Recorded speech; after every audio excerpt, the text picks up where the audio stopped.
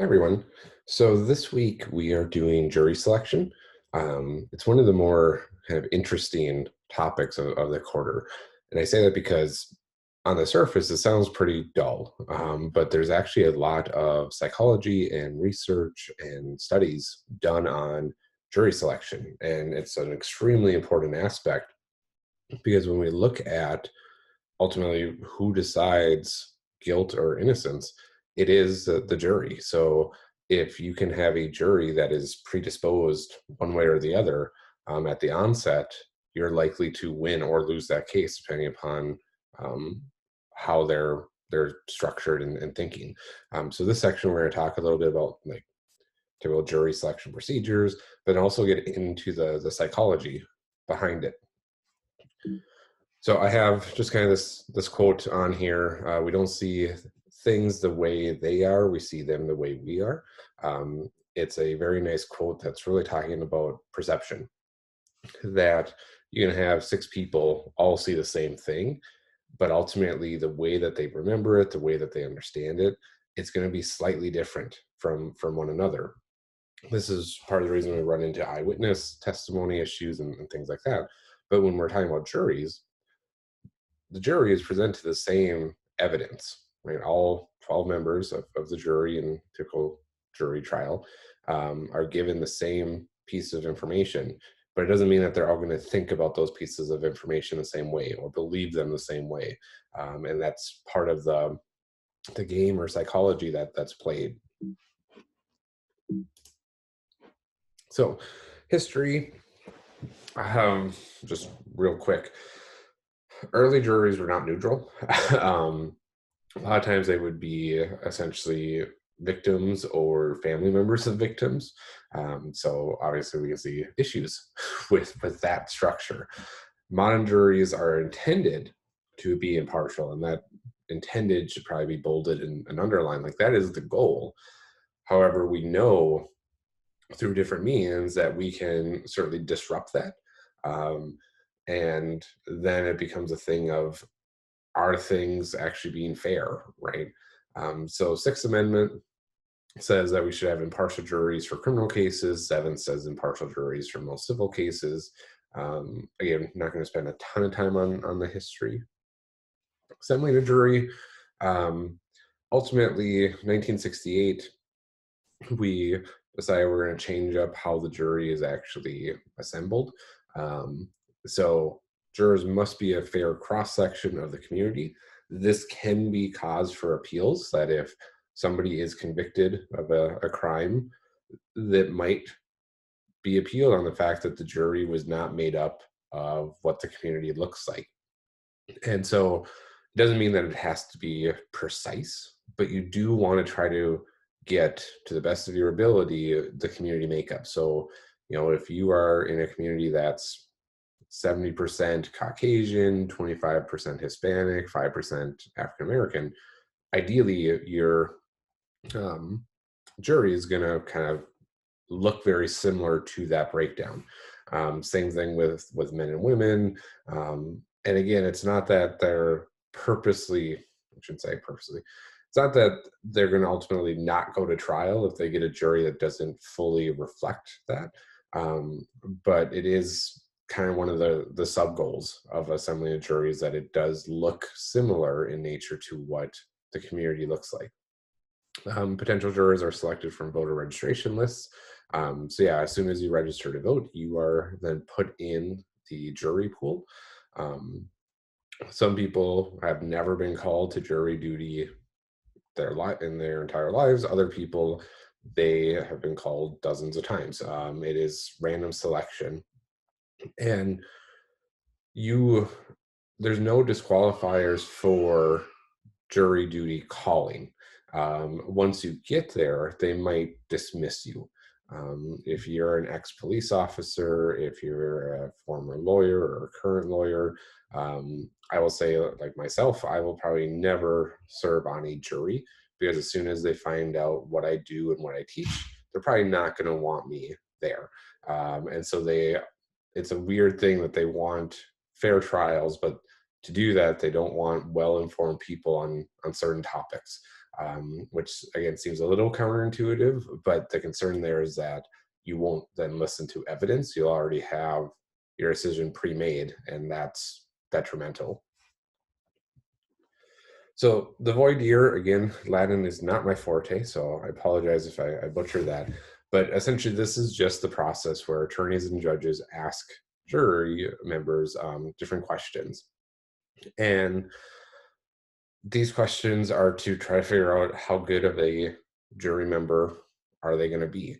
Um, it's can also be used to educate and ask commitment from jurors.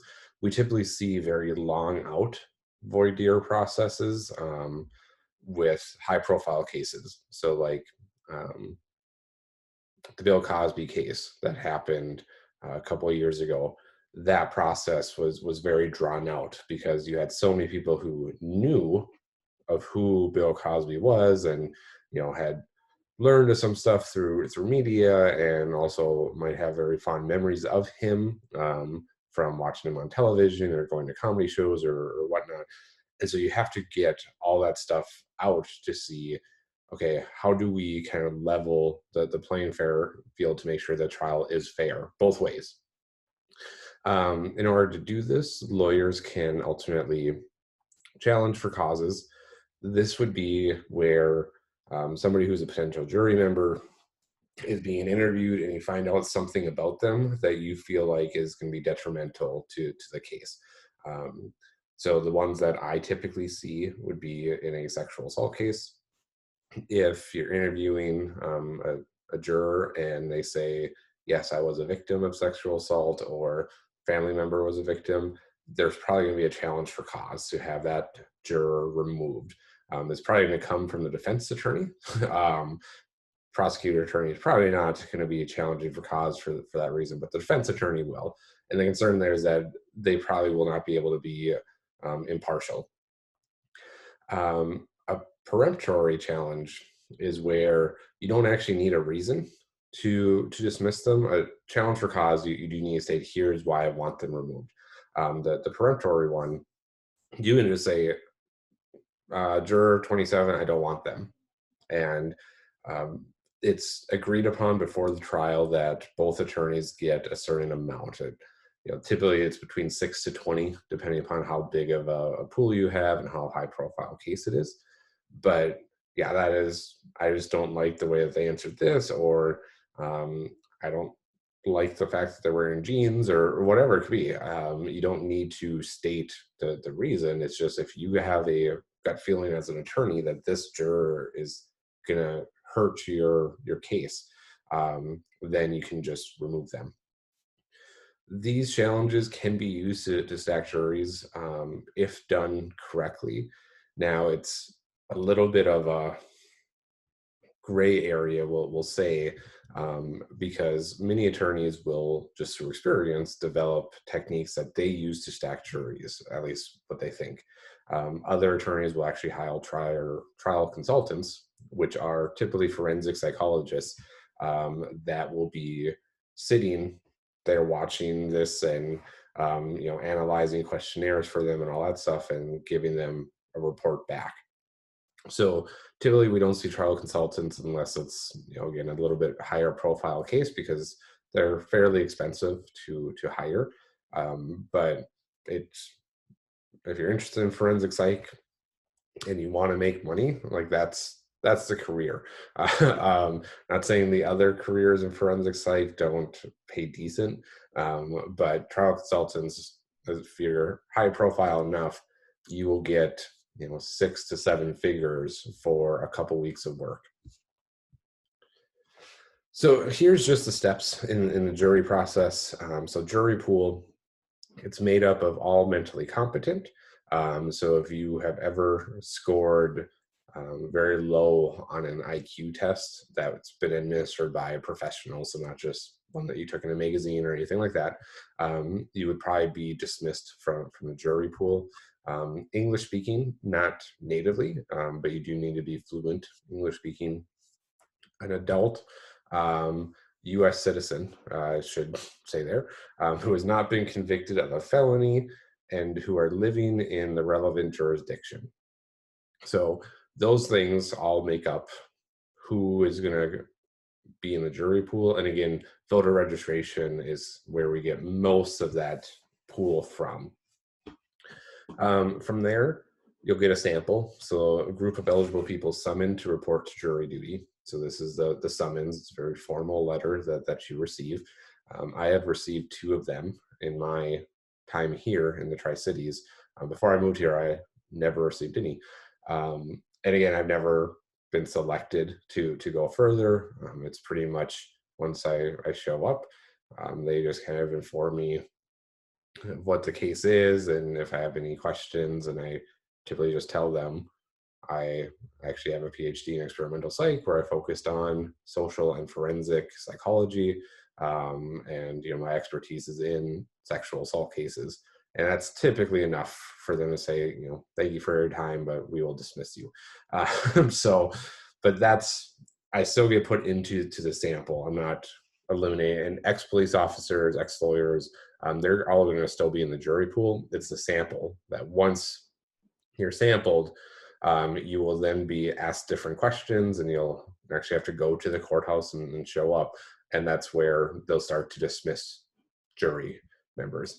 And then the jury textbook that I used to use for this class mentioned that it's the group that survives the voir dire process, and that's much more extreme than what it actually is. But I always kind of smile at that verbiage.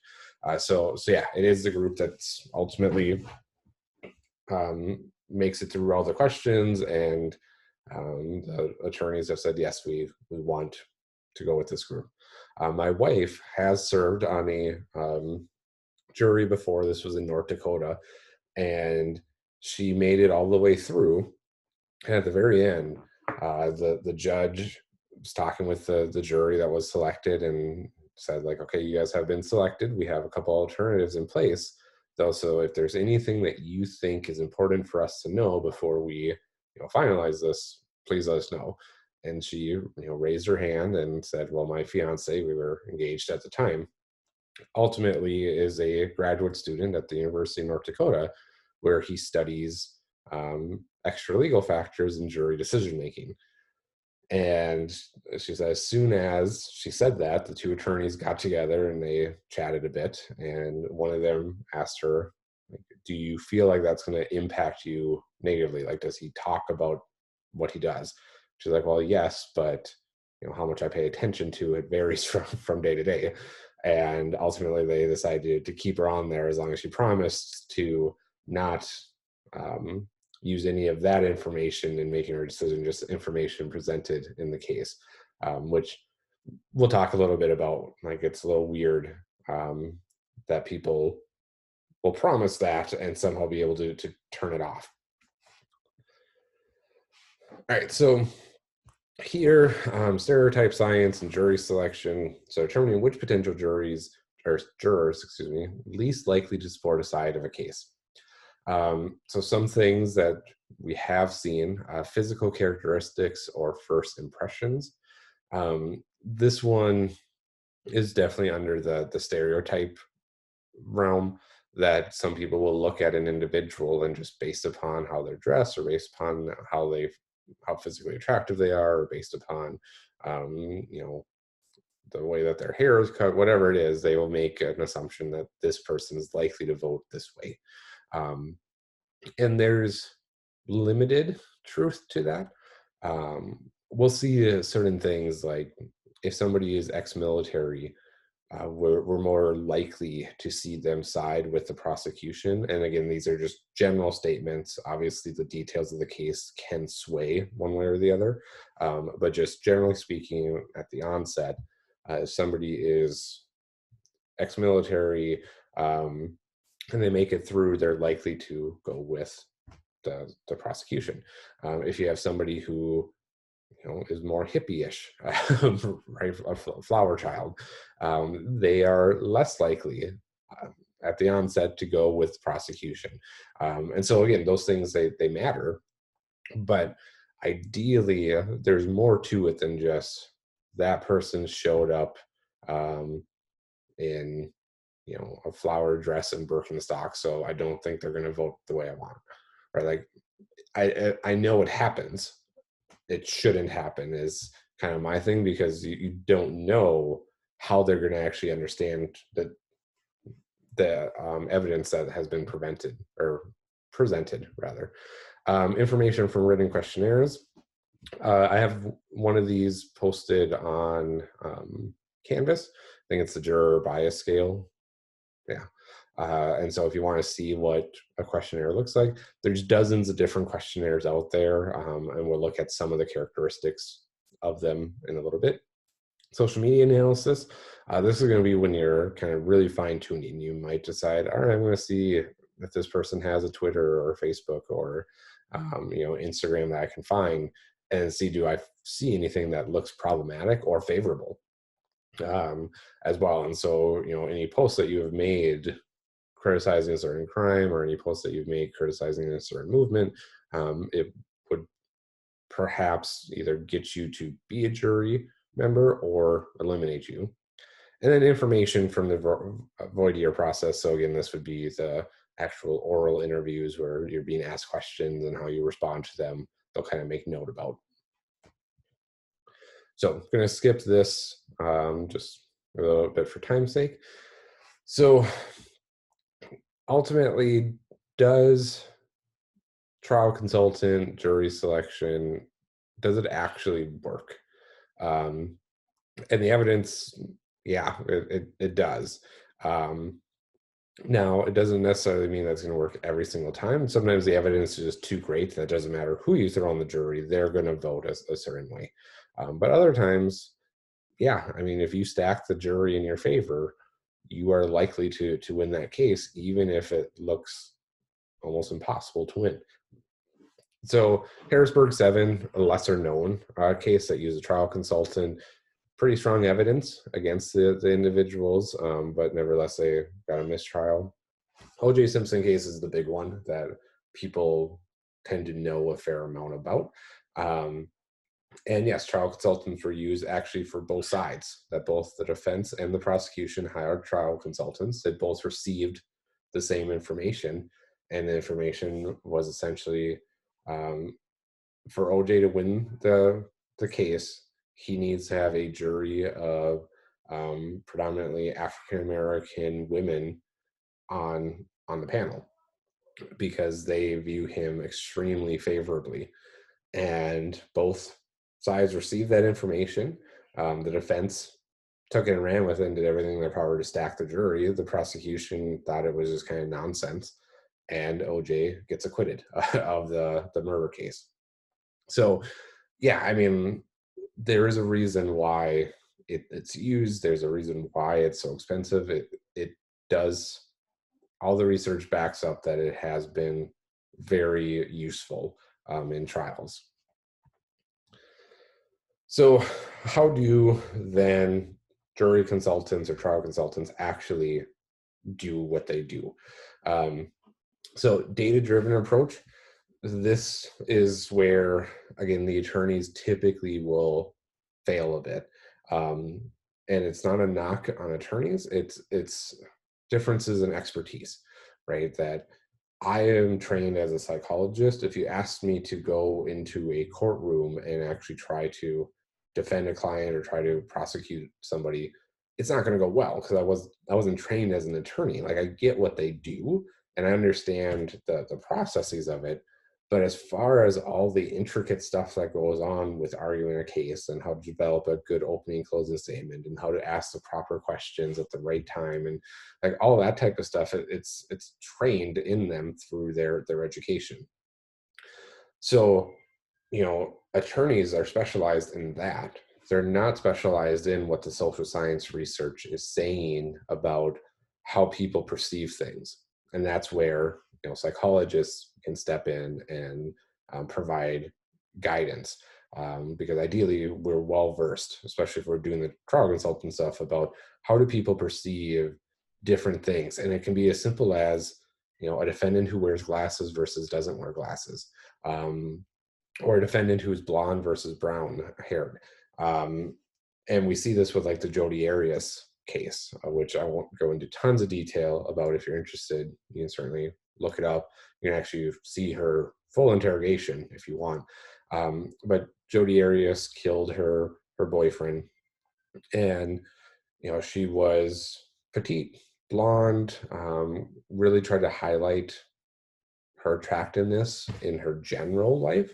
And she gets to trial and she's wearing glasses and is, brunette, and really plays down her attractiveness. Somebody told her to do that, with the idea that that's going to help because it's going to make her not look like she'd be capable of that. And there's research to support that. There's also research to support the other way, that if they would have played up her physical attractiveness, and she might have been given more leniency. But we'll never know, right? Because she was ultimately found guilty and sentenced for that. Use of mock jurors or a shadow jury.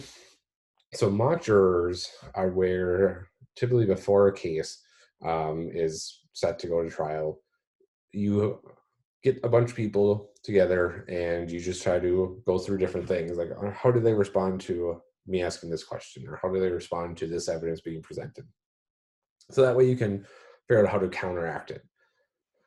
A shadow jury is a step up. So shadow jury typically happens after the jury has been selected.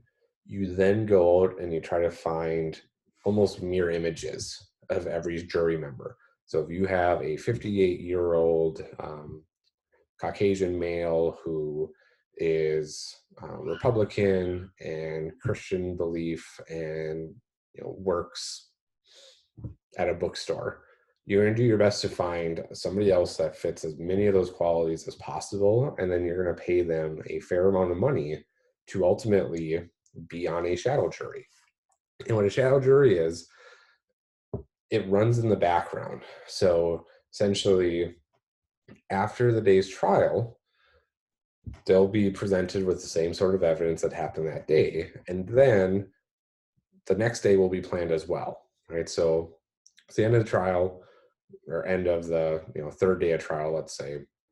Shadow jury will assemble. The trial consultant, who is probably sitting in the gallery in the courtroom, ultimately presents the evidence as it was presented for both sides, gets them up to speed, and then they start to do, how do you feel about it presented like this? How many of you now would change your vote? What if this question was asked? Or what if you found this out about this eyewitness? Or what if you found this out about this expert witness over here? And they do all these different scenarios to see what is actually going to sway the shadow jury, with the hopes that if it's presented to the real jury in the same way, it will sway them towards your side as well. Again, this is extremely intensive, extremely long, and extremely expensive to do. So shadow juries are absolutely fascinating from a research standpoint, but we're more likely to see the mock jurors because it's just easier, it's more time efficient, and also less costly to do. And analyze supplemental juror questionnaires. It's easy once you actually know how to do it. And you can actually set up different computer programs to just, you enter the data in and you hit run, and you already have all the algorithms set up that will just spit out what the scores are. But when you first do it, it is a little challenging. If we were doing this face to face, I would actually walk through how to score the juror bias scale. I do have the scoring key on Canvas as well, if you want to take it and see how well you do. Where most people struggle is a lot of items in social science research are reverse coded. So if you answered something on like a 1 to 5 scale, let's say you answered it a 4, if it's a reverse coded item, you actually change that 4 to a 2. And that becomes really confusing for people until they actually do it enough. But again, that's where social scientists would kind of be better at it than attorneys, especially at the start. All right, discussion topic. Obviously, since this is a recorded video, there's no room for discussion, but more so just thoughts. So jury consulting and the role of money. Again, jury consulting, fairly expensive thing to do. And so it brings up these ideas. One, is it ethical? Um, and currently, the answer is yes, right? If it wasn't ethical, we wouldn't be able to do it. It is considered ethical. I think the better question might be is like, do you feel that it's moral to do something like this? Um, does it promote or prevent justice, and is it skewed in favor of the wealthy? And again, these are topics that on the surface, most people are like, well, of course it's skewed in favor of the wealthy, and of course it prevents justice. But if you dive deeper into it, maybe it actually does promote it, right? That maybe something happened that it's just really stacked against an innocent person. We do know innocent people have been sentenced to prison.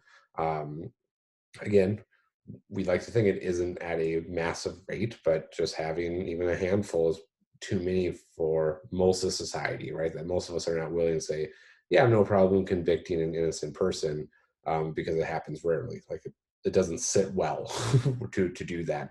And so perhaps sometimes it actually is promoting justice, things like that. But again, since this is recorded, we won't actually discuss them, just for your own thoughts.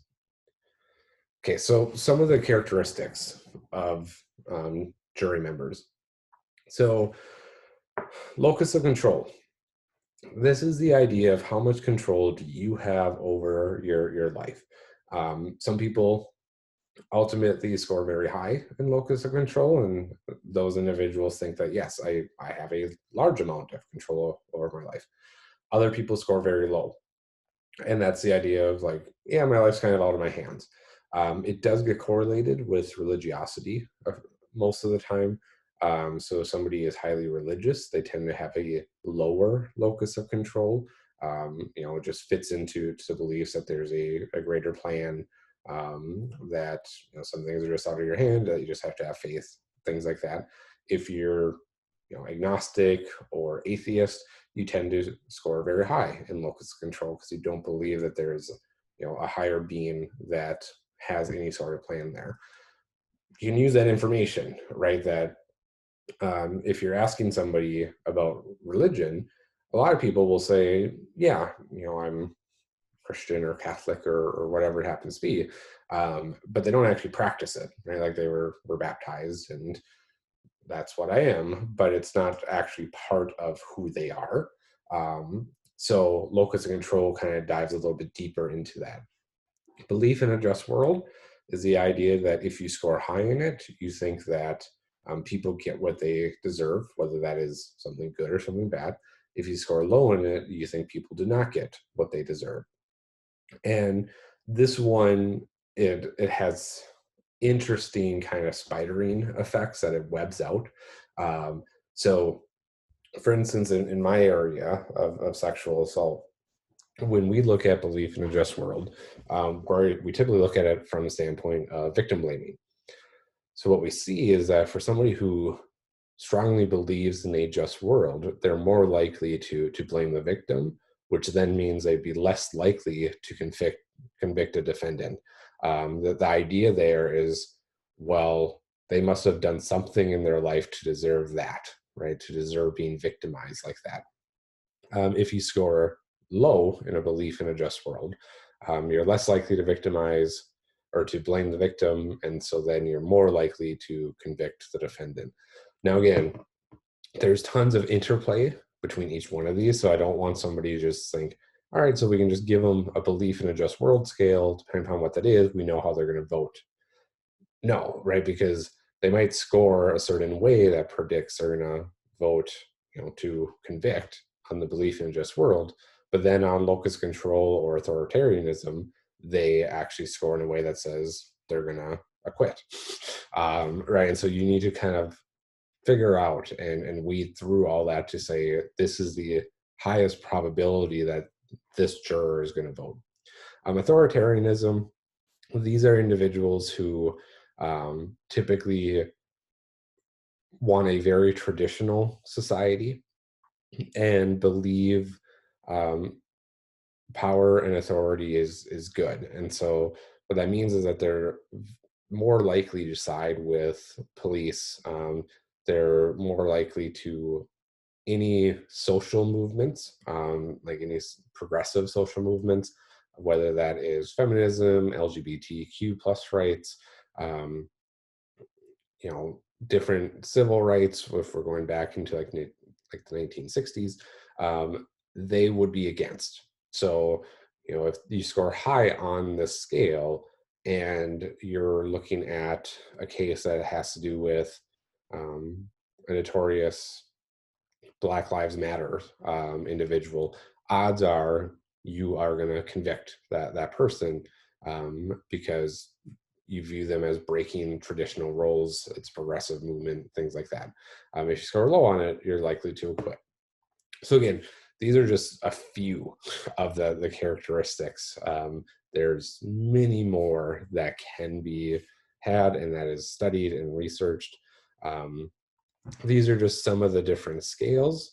So juror bias scale, the JBS, is the one that I have posted on Canvas, is considered a general research tool. You can use it for any case. There are some scales out there that are specific to certain cases. So there's scales looking at armed robbery. There's scales looking at embezzlement, things like that. Sorry. Those are moderately predictive. So again, not absolute, not saying that if you get this score, we know exactly how you're going to vote, but saying if you get this score, we have a hunch that you're going to go on this way, unless something in the case really sways you. Similarity leniency hypothesis. So there's just some different studies looking at it. What it is that if you, as a juror, find yourself finding similarities between either the defendant or the victim, you are likely to support them. So if you are looking at the defendant, and we'll just use me as an example, if I see a 32-year-old Caucasian male, immediately I'm going to start to see similarities. And most of the time when we see similarities, we develop leniency towards that individual. And so again, it's not absolute. It's not saying that just because he is the same demographic as I am, I'm immediately going to sit there and be like, well, he can't be guilty. He's just like me.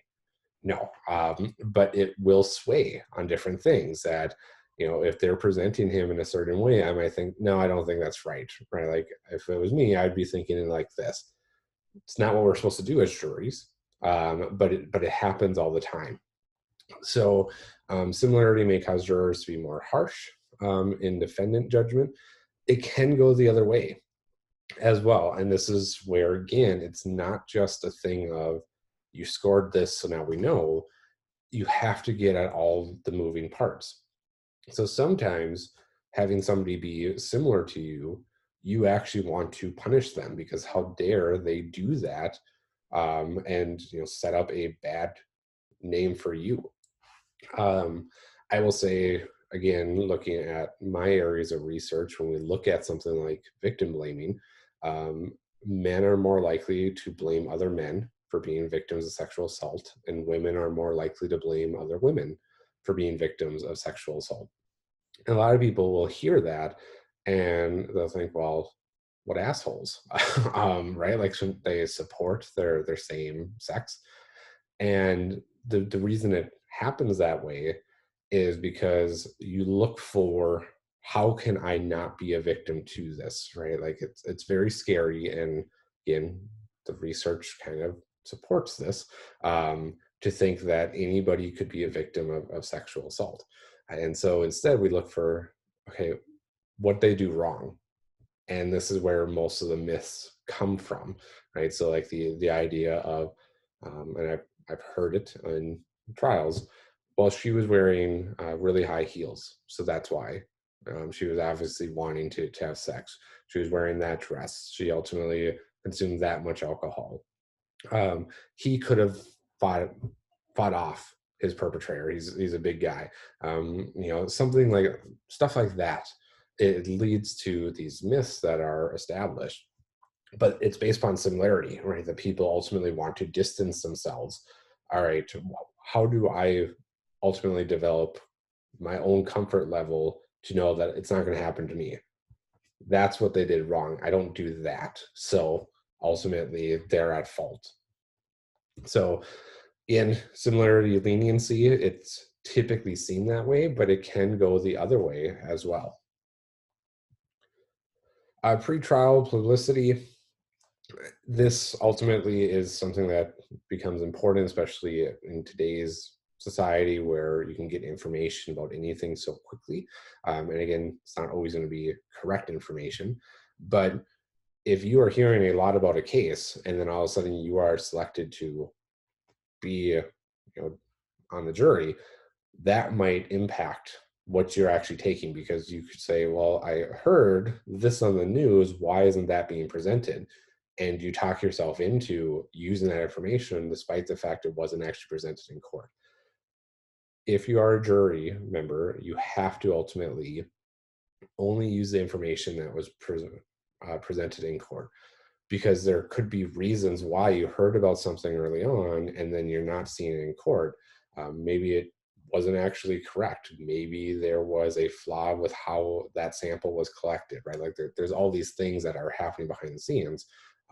So it's only what's presented in court can you actually use, or should you actually use, when you are making your decision. And it's hard to do. It's hard to tell yourself, I heard about this case already, but I'm going to turn off everything and just come in blank slated. Um, it also gets to what many people get very frustrated with when they see, crime shows, is the idea of an objection and, the judge says sustain, jury, please ignore what you just heard. Well, how the hell do you do that? Right? Like, you can't just take it back. And that's just one of those things that you have to balance. That you have to be like, okay, I'm not supposed to know that bit of information for whatever reason, whether it's not factual, whatever it happens to be. But can you actually then ignore that moving forward? It's a challenge, and we can never say for certain that they did.